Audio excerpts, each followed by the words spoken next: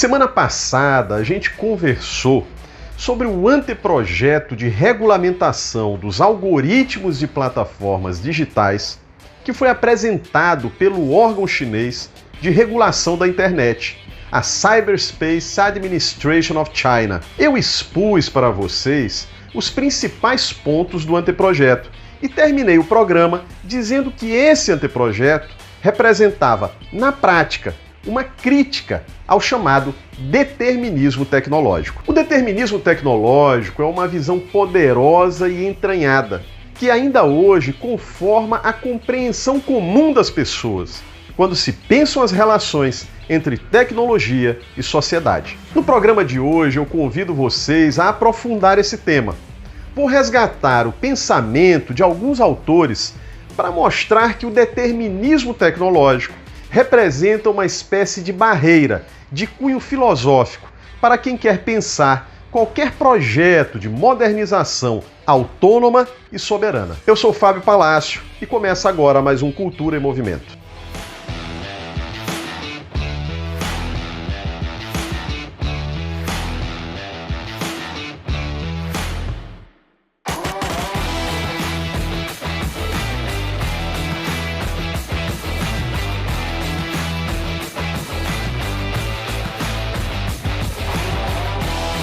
Desde o seu surgimento, até bem recentemente, construiu-se em torno da internet um imaginário que costumava incensar esse meio com os odores de um igualitarismo abstrato, como se, por obra e graça das inovadoras tecnologias digitais, a gente tivesse passado a viver uma nova era participativa e democrática.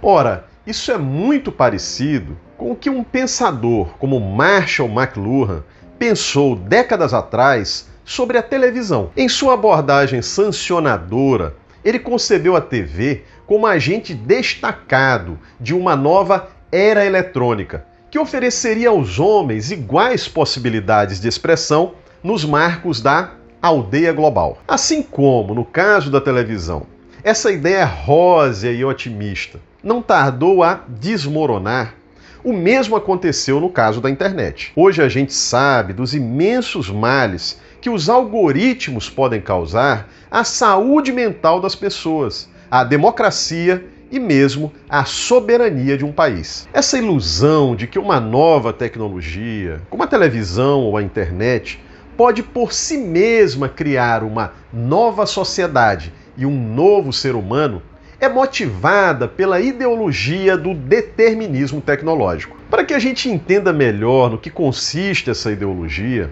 uma referência importante é a crítica de Raymond Williams à visão de Marshall McLuhan. Na visão de Williams, McLuhan sucumbe a um determinismo tecnológico que serve à celebração, à crítica da televisão. McLuhan constrói uma visão naturalista que dessocializa os meios de comunicação. Eles passam a ser objeto da física, da matemática, da estética, tudo menos da sociologia. Na visão de McLuhan, os meios são engenhocas, conectadas a um sistema sensório-motor abstrato, comum a todos os homens de todas as épocas. Não há sociedades distintas, não há história. Ora, sobre isso afirma Williams: se o efeito do meio é sempre o mesmo, não importando quem o controle ou use, nem o conteúdo que se tente inserir, então podemos deixar a tecnologia operar por si mesma. Não é surpreendente que essa conclusão tenha sido bem recebida pelos homens dos meios de comunicação. Muitas vezes, a gente tende a pensar como McLuhan.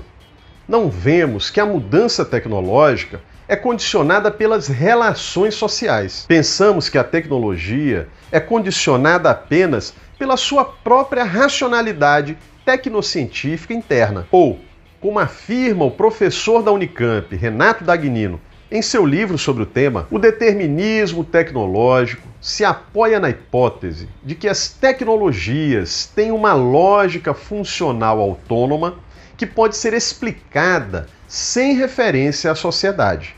A tecnologia é entendida como social só em função do propósito a que serve e possui imediatos e poderosos efeitos sociais.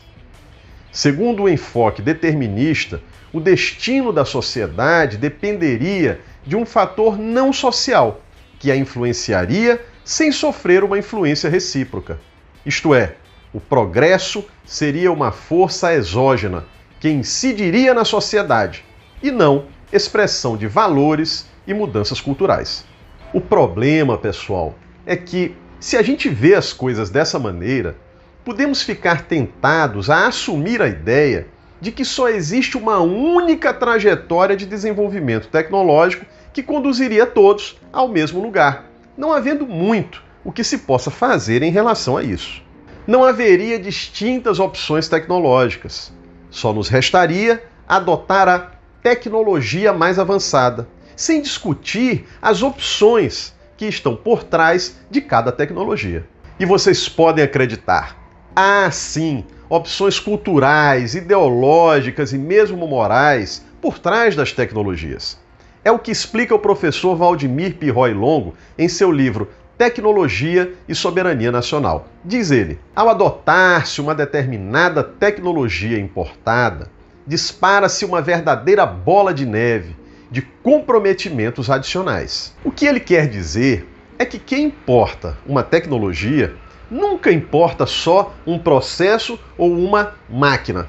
Importa também as ideias, os valores e, enfim, a visão de mundo que estão por trás da fabricação daquela tecnologia. Uma tecnologia fabricada lá fora foi construída, pessoal, a partir de outra realidade.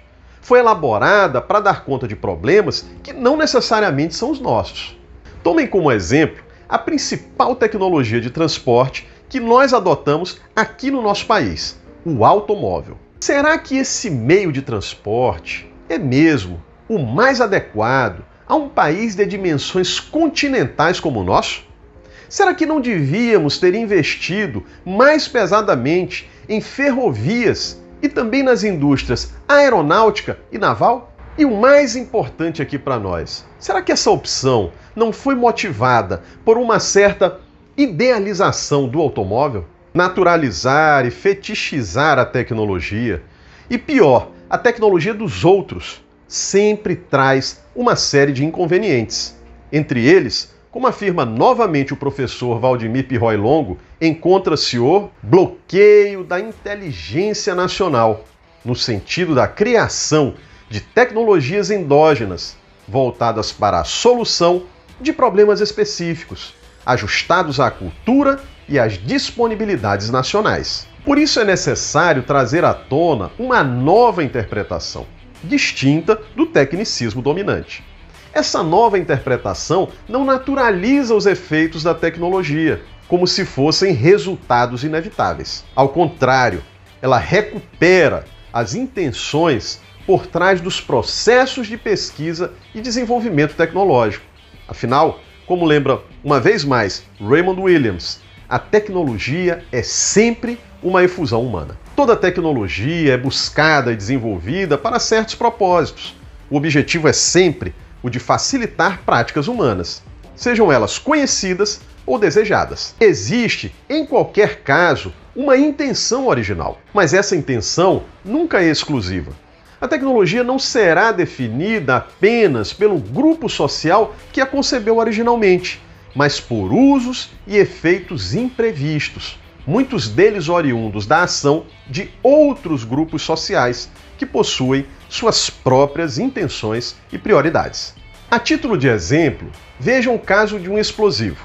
Ele pode ser desenvolvido por um grupo industrial para facilitar seu trabalho, mas pode também ser usado por um grupo revolucionário para implodir as instalações dessa mesma indústria. No que diz respeito aos sistemas de comunicação, vocês podem ter certeza, eles não surgiram casualmente.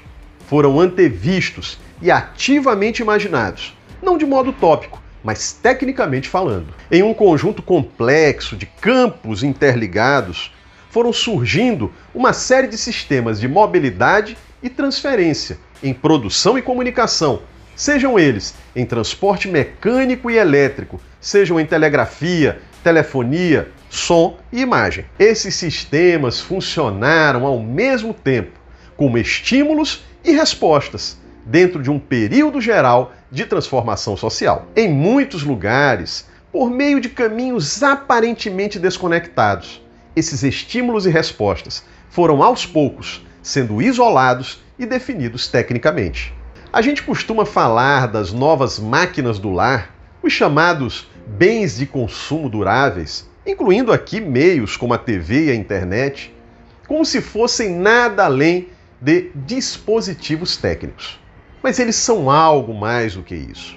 As novas tecnologias trazem materializadas em si as ênfases determinadas pelo contexto mais amplo de sociedades urbano-industriais. Essas sociedades criaram novas necessidades, mas também novas possibilidades, e as novas tecnologias de informação e comunicação foram seu resultado intrínseco. É por isso que, como explica Williams, de forma nenhuma essa é uma história de sistemas de comunicação que criaram uma nova sociedade ou novas condições sociais. Williams tem razão. O que ocorreu foi exatamente o inverso. Novas necessidades sociais trouxeram à luz suas tecnologias correspondentes. E vejam, esse processo não se deu por geração espontânea.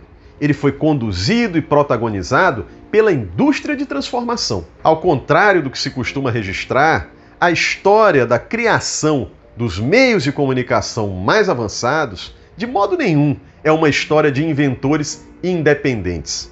Ela é, sobretudo, a história de grandes corporações, que na área da internet incluem Google, Facebook, Amazon, Apple e Netflix, e no caso chinês, ByteDance, Tencent Holdings e Alibaba. Essas gigantes, hoje em dia, direcionam escolhas a partir de definições algorítmicas que a muitas pessoas parecem meramente técnicas. Ora, se são técnicas, derivações naturais da tecnologia, só restaria nos rendermos a elas. Como explica novamente o professor Renato Dagnino, o elevado ritmo de desenvolvimento tecnológico nas sociedades dos países avançados teria reforçado a compreensão determinista e otimista da tecnologia, a qual passou a fazer parte da ideologia dominante. Com isso, os habitantes desses países, ao pensarem que o desenvolvimento da tecnologia segue um caminho automático, predeterminado por uma lógica interna à ciência e à técnica, ficam mais tranquilos a respeito do rumo, muitas vezes dramático, que segue a evolução da sociedade. Pelo visto, os chineses vão superando esse tipo de ideologia limitadora, que só favorece as nações dominantes. A proposta de regulamentação dos algoritmos, feita pelo órgão regulador chinês, mostra que os efeitos das tecnologias não caem sobre nós como fatalidades. É possível, sim, moldar as tecnologias no propósito humanista de termos relações sociais mais avançadas. Ou, como já diziam Marx e Engels, se o homem é formado pelas circunstâncias, então é necessário formar as circunstâncias humanamente. A depender do contexto social em que se inserem, os meios de comunicação e cultura podem servir à ampliação ou à restrição da democracia. Podem contribuir para a realização de elevados propósitos de difusão da informação e do saber, ou, paradoxalmente, proporcionar o mergulho de populações inteiras nas trevas da estupidez. Nada disso está inscrito na tecnologia. O que o verdadeiro propósito transformador está a requerer de nós é que, diante dessas opções contraditórias, a gente faça uma firme tomada de posição. Se você achou legal este vídeo, curta, comente, compartilhe. Te convido também a clicar no sininho aí embaixo para ficar sempre por dentro dos nossos conteúdos. A gente se vê no próximo Cultura e Movimento.